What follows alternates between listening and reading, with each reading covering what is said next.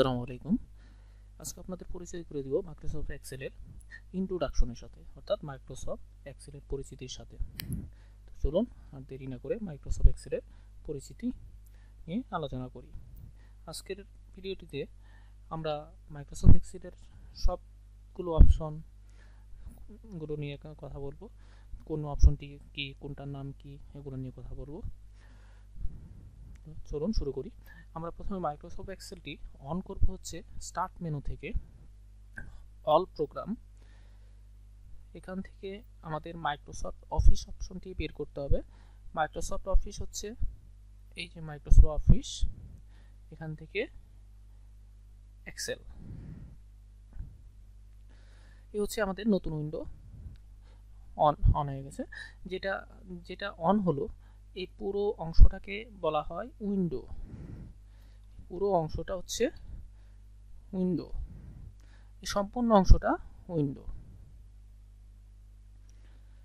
এবং এই অংশটা হচ্ছে ওয়ার্কশিট। যে অংশটুকু দেখা যাচ্ছে, এই সম্পূর্ণ অংশটি ওয়ার্কশিট।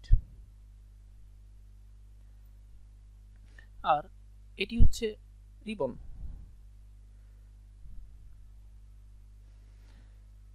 এটি হচ্ছে রিবন ট্যাব।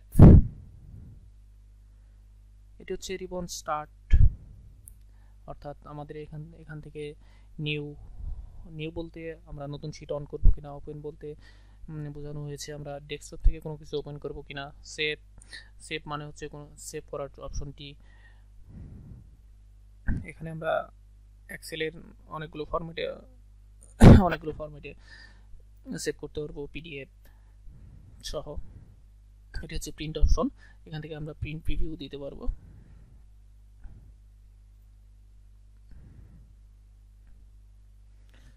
আর এই অপশনটি হচ্ছে আমাদের লেটারের সাইজ বা নেম সাইজ, লেটার কোন ফন্টে হবে সেটি। যেমন আমরা এখান থেকে যেটার উপরে যাব ওইটাই চেঞ্জ হবে। তো আমরা টাইম নিউমেরিক করতে পারি। দেখুন, টাইম নিউমেরিক করলে অন্যরকম হয়। আচ্ছা, টাইম নিউমেরিকই সিলেক্ট করলাম।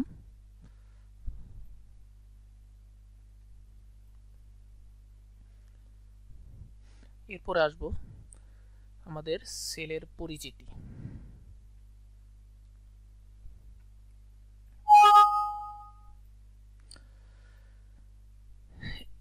আমাদের এখানে সর্বমোট এই একটা পুরা ওয়ার্কশিট মাইক্রোসফট এক্সেলের পেজে, আমাদের পেজের প্রতিটি ওয়ার্কশিটে আবার কলাম আছে 256টি কলাম থাকে। আমাদের কলাম হচ্ছে এটা, এগুলো হচ্ছে কলাম, এগুলো একটা কলাম, এগুলোকে কলাম বলা হয়। খেয়াল করুন, এগুলো হচ্ছে কলাম।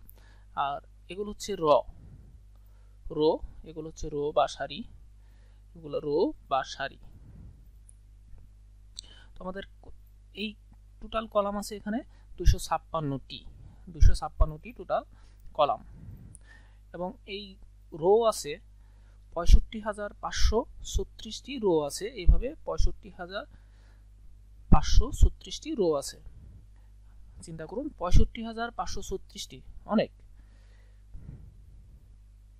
এবং এরকম সেল, এটা হচ্ছে একটা সেল, এটা একটা সেল, এটা একটা সেল, এটা একটা সেল, এরকম সবই সেল, এগুলো হচ্ছে সেল। তো এখানে এগুলো হচ্ছে সেল। তো এই পুরো ওয়ার্কশিটটার ভিতরে অনেকগুলো সেল আছে। সেটা হচ্ছে এখানে হচ্ছে 1,67,77,216টি সেল আছে। সেল মানে ঘর, এরকম সেল আছে। চিন্তা করুন, আপনি একদিনে লিখতে গেলে কতগুলো একবারে আপনি কতগুলো লিখতে পারতেছেন।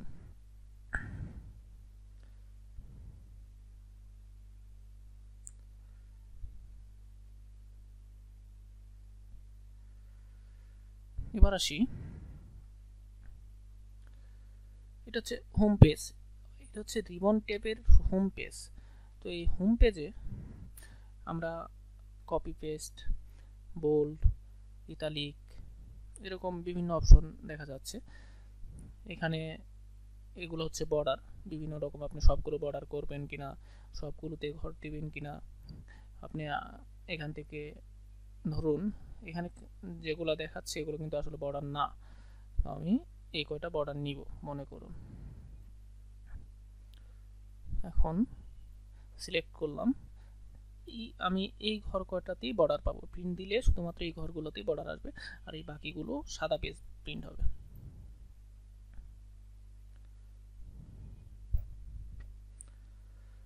আবার আপনার এখানে কালার অপশন আছে। আপনি মনে করুন এই সেলটাকে আমি কালার করব, তো এখানে আসলাম, আমি যে কালারের উপর চাপ দেবো সেটাই কালার হয়ে যাবে। কালার হয়ে গেছে, কালার হয়ে গেছে। এরকম প্রত্যেকটা আমরা কালার করতে পারবো। আবার এখানে মনে করুন আমি লিখলাম সেল, এই সেলকে আমরা কালার করব, ফন্টগুলোকে কালার করব। তো এই ফন্টে সিলেক্ট করে আমরা দিলেই কালার হয়ে যাবে, যে কালারের উপর চাপবো এখান থেকে সবগুলো কালার হয়ে যাবে। আবার এই লেখাটাকে আমরা মিডিল পজিশনে রাখবো না কর্নারে রাখবো না উপরে রাখবো, সেটা আমরা এখান থেকে সিলেক্ট করতে পারি। দেখুন চেঞ্জ হয়ে যাচ্ছে। আচ্ছা, এখন আমরা এবার আসি ইনসার্ট অপশনটি। এই ইনসার্ট অপশনে আমরা পাবো টেবিল, পিকচার, ক্লিপআর্ট, শেপ। ধরুন পিকচার নিব আমরা এখান থেকে, এখানে আমার একটা পিকচার দরকার।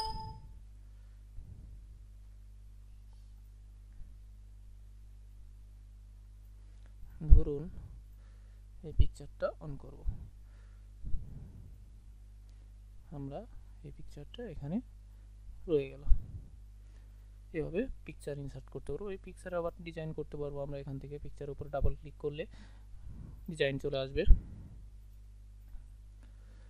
আচ্ছা, আবার ইনসার্ট সময় ফিরে যাচ্ছি। শেপ, এই শেপ থেকে আমরা টানতে পারবো, এইভাবে বিভিন্ন রকম শেপ নিতে পারবো। এর ভিতর কিন্তু আবার লেখাও যাবে। দেখুন হ্যালো, ফন্টটা বড় করে দিই।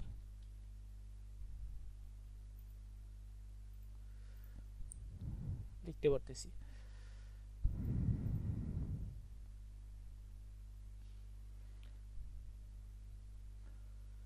এখান থেকে আমরা টেক্সট বক্স, হেডার, ফুটার, আর্ট, বিভিন্ন আর্ট করতে পারবো এগুলো দিয়ে, অর্থাৎ ফন্টের সাইজ দেখুন এরকম ফরম্যাট আসবে।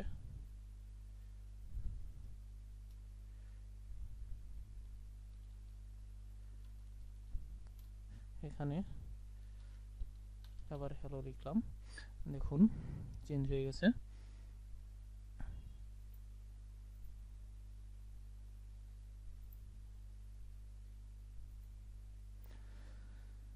এভাবে এরপর আসলাম পেজ সেটআপ।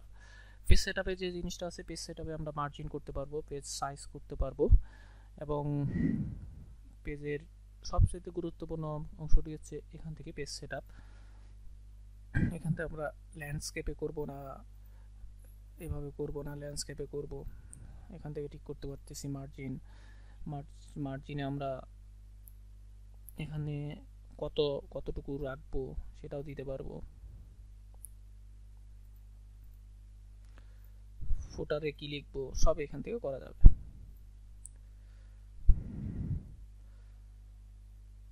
ব্যাকগ্রাউন্ডে আমরা কোনো কিছু দিব কিনা সেটাও দিতে পারবো। যেমন আমাদের পেজের ব্যাকগ্রাউন্ডে দেখুন, এটা কিন্তু ব্যাকগ্রাউন্ডে চলে গেছে। তো ব্যাকগ্রাউন্ডে যেটা থাকবে এর উপর কিন্তু সেলগুলো ঠিকই থাকবে।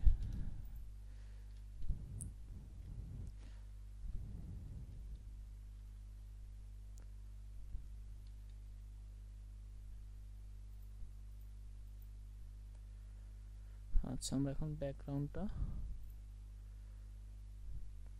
রিমুভ করে দিই।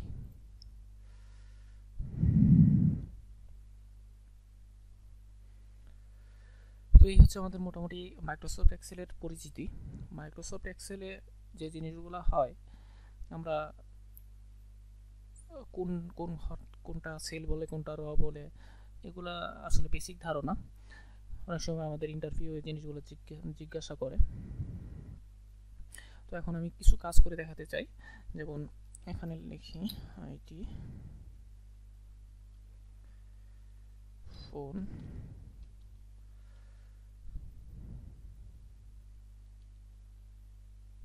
ইমেইল। তো দেখুন এখানে যে জিনিসটি হয়েছে, আমাদের কিন্তু সবকিছু একটা করে জায়গা হয়নি।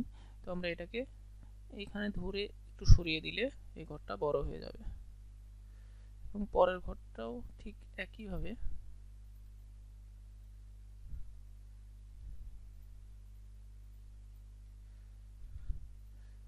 অনেক জায়গা হয়ে গেছে। এখন এগুলোকে আমরা এই অপশনটির মাধ্যমে সবগুলোকে মিডিল পজিশনে নিয়ে যাব।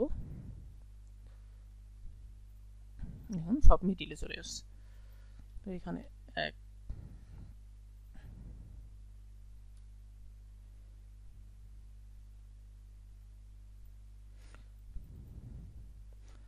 এটাকেও আমরা মিডিলে নিয়ে আসতে পারি।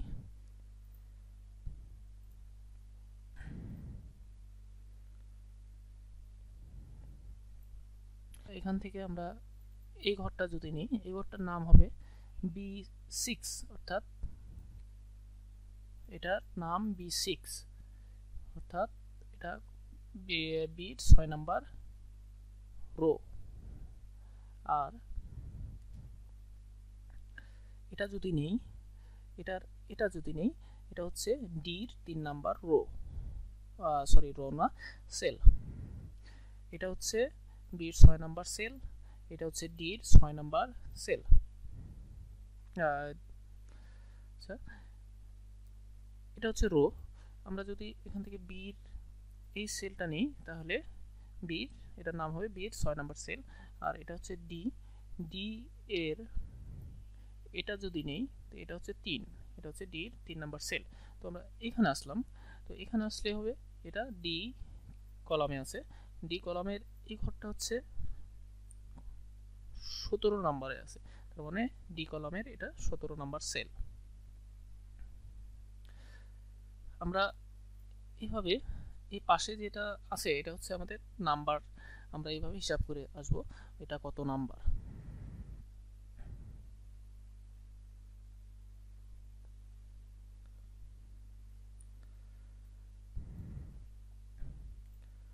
এখন আমরা এটা যদি সেভ করতে চাই, তো এই পেজটা সেভ করব হচ্ছে এখান থেকে যে কোনো অপশনের মাধ্যমে সেভ করব। সেভ দিলাম, সেভ হয়ে গেছে। আবার আমরা কন্ট্রোল এর চেপেও সেভ করতে পারি। আবার এটাকে যদি আমরা প্রিন্ট দিতে চাই, তো আমরা সাপোজ এইটুকু প্রিন্ট দেব, তো এইটুকুকে আমরা সিলেক্ট করব, বা এইটুকু প্রিন্ট দেব, তো এইটুকুকে আমরা সিলেক্ট করব। সিলেক্ট করে কন্ট্রোল মেনুতে যাব, মেনু থেকে প্রিন্ট, এই প্রিন্ট অপশনে যাব, এখান থেকে সিলেক্ট অপশনটি সিলেক্ট করে দিব। এরপর এখান থেকে সিলেক্ট অপশন দিয়ে সিলেক্ট করে দিলে, এটা ওকে দিলে প্রিন্ট হয়ে যাবে। এবং পরবর্তীতে যে কাজটি করতে হবে, এখান থেকে ওকে দিলে হয়ে যাবে। আজকে আমরা এক্সেলের ইন্ট্রোডাকশন নিয়ে আলোচনা করার চেষ্টা করেছি, যদিও সবগুলো খুব অল্প অল্প করে আলোচনা করেছি। পরবর্তী ভিডিওতে আমরা একটি অপশন নিয়ে কাজ করব এবং দেখাবো আপনাদের যে কোন অপশনটি কিভাবে কাজ করে। আমরা একটা পার্ট করে ভিডিও তৈরি করব পরবর্তী ভিডিওগুলো, এবং সেই ভিডিওগুলো আপনারা দেখলে অবশ্যই বুঝতে পারবেন এবং শিখতে পারবেন। খুব অল্প সময়ে আপনারা এক্সেলে খুব দক্ষ হয়ে উঠতে পারবেন। তো আজকে এই পর্যন্তই। সবাই ভালো থাকবেন। আসসালামু আলাইকুম, ধন্যবাদ।